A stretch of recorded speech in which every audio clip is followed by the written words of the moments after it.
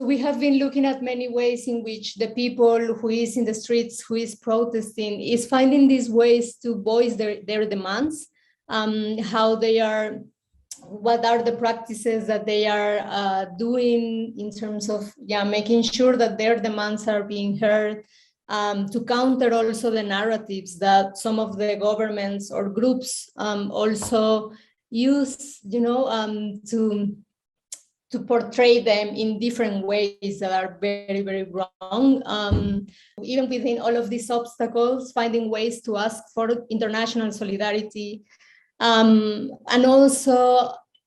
besides all of the huge amounts of evidence that we have seen, for example, like 2 years ago from Chile around this month, and in Colombia just a couple of months ago, how besides all of the evidence that we have seen of this extreme violence, we are also looking, and they are also able to transmit hope, how they are also able to show the many, many faces of the front lines, the many, many faces of resistance, which is also very, very important. So some of the tactics that we wanted to highlight are, for example, like one is the surpassing, the circumventing of the algorithm. So we did see a lot of activists, for example, in Colombia, many people who were doing, for example, like live streams or sharing stories, videos, and images in stories, and how they were calling their communities online, saying, like, please make sure you react to the videos, you react to the content in a certain way to kind of like look if that help us make the video stay online instead of being taken down. We did see a lot of videos, for example, using stickers, like cat stickers. So making sure that the evidence was transmitted was online. And it was really great to see how they were organizing with their communities to make sure that those pieces of evidence were protected, right? Another of the tactics that we see is how there are these other alternatives that are more in line with human rights movements. So for example, we worked with Laboratorio Popular de Medios Libres in Mexico, a collective in Mexico,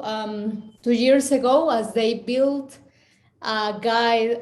to do autonomous servers, replicable autonomous servers. How, if we use these companies to try and get the evidence out to as many people as we can,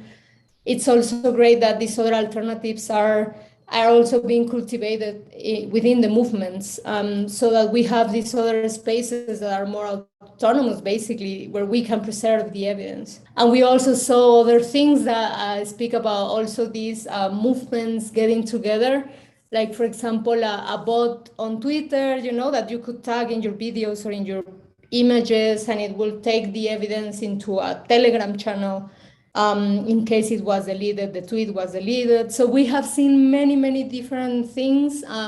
within the past years, within the past months. And then the last one that I wanted also to mention is the importance, as Marianne already said, the importance of documenting how, for example, like organizations like Access Now, and organizations as well like Fundación Carisma, like Carolina, who is here now, and also many journalists that in the region have done this great job of, requesting information to the governments, researching, investigating any way you can to document these things that are happening, to make sure that we understand, or try to understand with all of these little pieces of information, as Marianne was explaining, what are the tools that the governments have, right? Like, how this is being done, how this is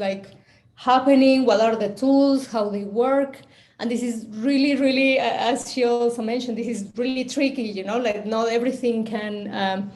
be proved maybe, but this great work, as for example in Fundación Carisma, they did, Carolina did a report around many things that they see in this report. I think she will talk a bit more about that. So these are some of the tactics that we are looking. This is some of the things that we are documenting and also learning from the many different movements, from the different people, groups and organizations that go to the streets. Sometimes it's like alternative media who are documenting this. Sometimes it's organizations, but it's really great to see how the communities are finding many different ways, many creative ways to go around this.